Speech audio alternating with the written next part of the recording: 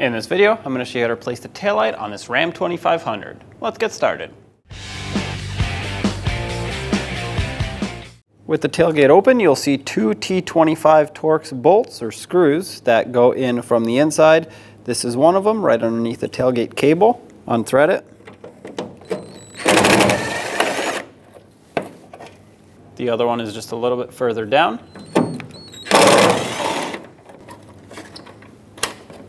Remove the taillight. Don't go too far. Well, you can't because the wires are attached, but be careful. On the back side, what I'm going to do is turn counterclockwise on both of these bulbs. This is going to be your main brake light / running light bulb, as well as the directional. Goes through the brake lights. And then this is your reverse light bulb right here. When you turn them counterclockwise, they come out of their sockets, or the socket actually comes out of the taillight, I should say.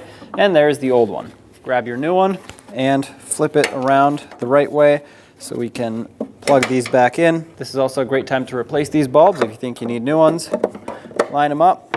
As soon as they drop in, turn them clockwise until they click and lock.